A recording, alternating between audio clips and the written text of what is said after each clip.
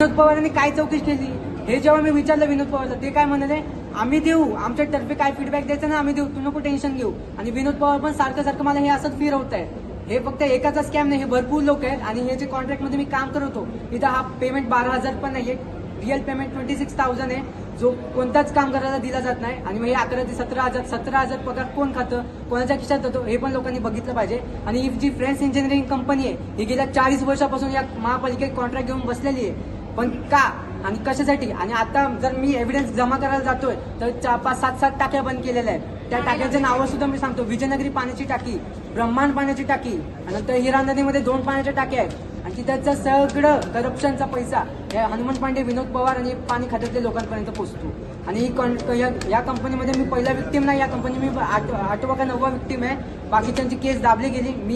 मी पण एक जर्नलिस्ट होतो, पण माझं स्वप्न पूर्ण नाही झालं. माझा ऍक्सिडेंट घडवण्यात आला, पण मी आवाज उठवण्याचा प्रयत्न सुरू ठेवला.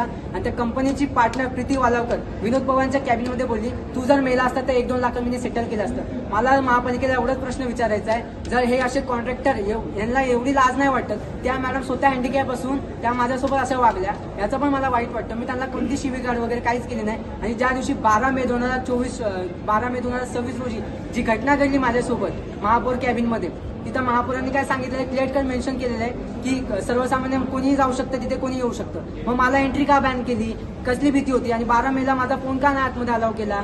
आणि जर तुम्हाला एवढंच मॅडम तुम्ही खोटं बोलता असं बोललं ना की आरोप फेटाळले माझे ठाणे लोकसत्तामध्ये जो आला आर्टिकल, त्याच्यामध्ये तुम्ही क्लिअर कट माझे जे आरोप आहेत ते फेटाळलेत. पण मी तुम्हाला एक सांगतो, त्या टायमाचे सीसीटीव्ही फुटेज काढा, सगळं क्लिअर होईल. ठाण्याच्या जनतेला समजेल की तुम्ही माझ्यासोबत काय वागले होते, कसे वागले होते. आणि अख्ख्या ठाण्याच्या मीडियाला मॅनेज केलं गेलं एका रात्रीमध्ये.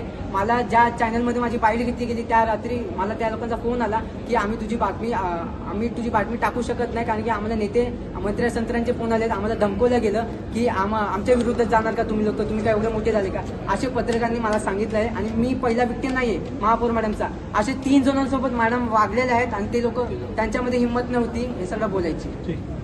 हे बघा, फक्त तुम्हाला माननीय श्री नरेश म्हस्के साहेबांनी दिलंय आणि याच्यामध्ये क्लिअर लिहिलंय, विजयनगरी जळकुम येथे अपघात गंभीर जखमी झालेले निलेश पवार यांना न्याय मिळवून देण्याबाबत. म्हणजे तेही मानतात की ह्याच्याबरोबर चुकीचं झालं, त्याला न्याय द्या. पण महापालिका त्याला न्याय कसा देते, गेटच्या आत न सोडता. हा न्याय म्हणजे खासदार साहेब सांगतायत आयुक्तांना की याला न्याय देण्यामध्ये मदत करा. त्यांना कशी मदत होते की त्याला गेटच्या त्याच्या आणि त्याच्या आईला गेटवरनं हकलत होते रिटर्न. आणि एवढे बेशरम हे ते मिलिटरीचे कपडे, ह्यांचे मिलिटरीचे कपडे उतरायला पाहिजे पहिले. यांना नॉर्मल चड्डी आणि बनियान देऊन उभं करा. अरे एका बाईला, एका आईला आणि एका लहान मुलाला तुम्ही गेटवर थांबवता आणि सांगता तोंडी आदेश आहेत वरतून कुठून ते सांगत नाही. वरतून आता गणपती बोलतो ह्याच्याशी का राम बोलतो ते काय मला कळत नाही. वरतून सांगतात, वरतून आदेश आहे, वरतून किती वरतून कुठून काय ते नाही बोलत, वरतून. मग लास्टला त्यांनी आज एक्सेप्ट केलं की महापौर कार्यालयातनं आम्हाला आदेश आहेत. आता महापौर कार्यालयातनं मी तुम्हाला ठामपणे सांगतो, महापौर मॅडम असे आदेश देणार नाही.